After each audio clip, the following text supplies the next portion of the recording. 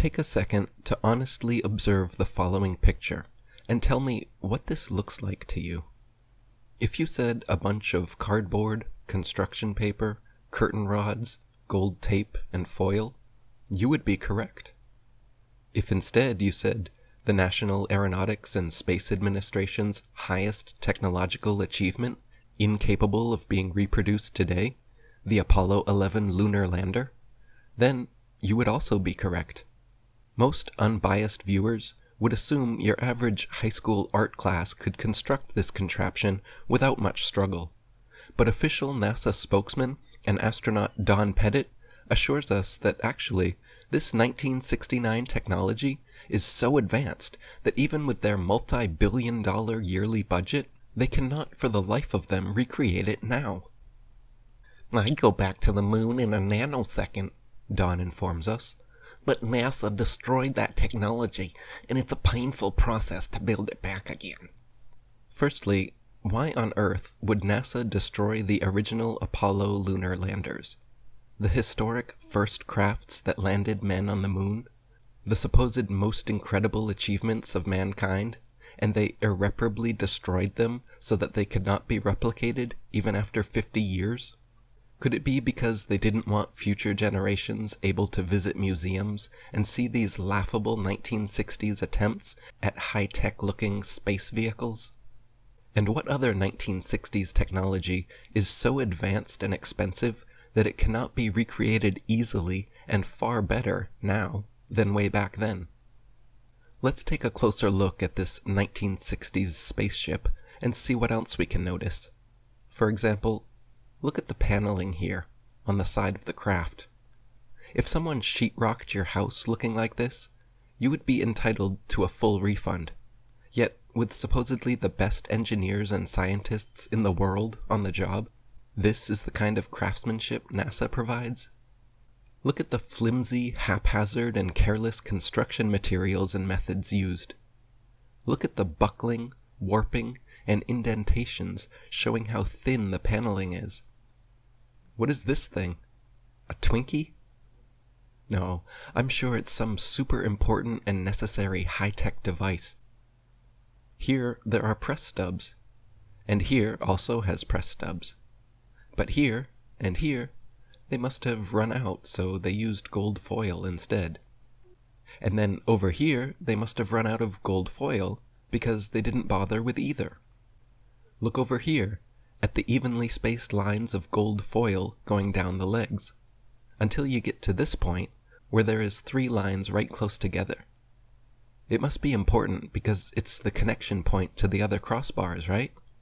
Let's look at another leg. Oh, no. On this one, they are all evenly spaced the whole way down. No 3 lines near the crossbar.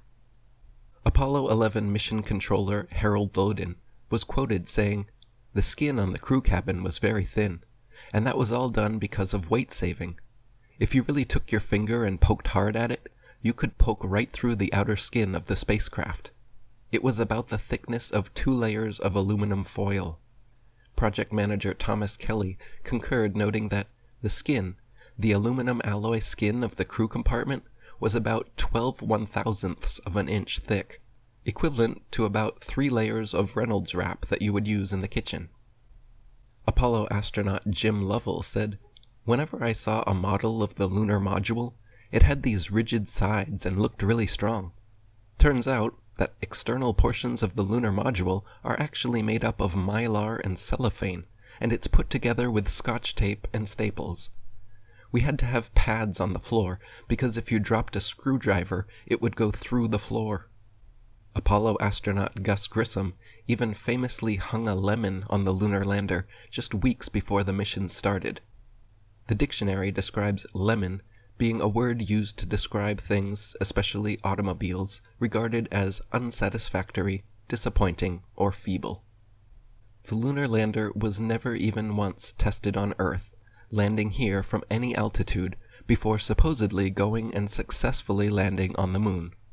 There, this pathetic cardboard and tinfoil construction allegedly fell from lunar orbit at 4,000 miles per hour, then used retro thrusters to slow it down and safely landed without a hitch on the lunar surface.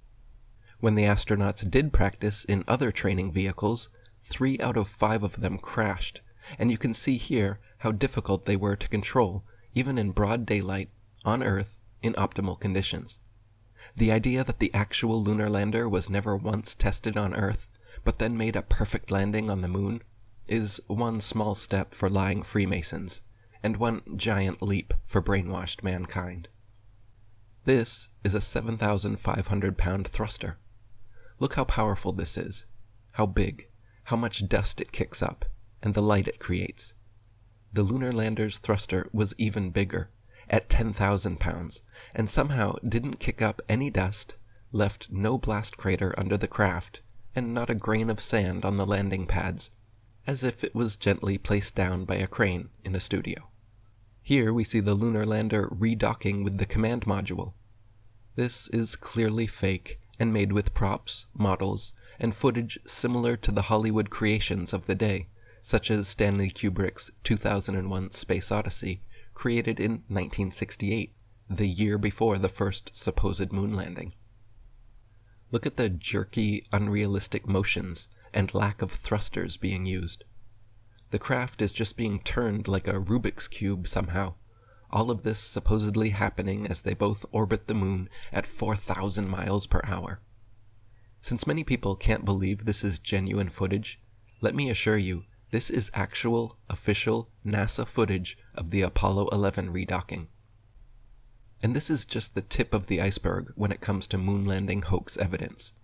If you still believe man has actually walked on the moon, and rovers are rolling around on Mars, please do me, yourself, and the rest of humanity a favor and watch my following presentation, link in the description box, the NASA Moon and Mars Landing Hoaxes.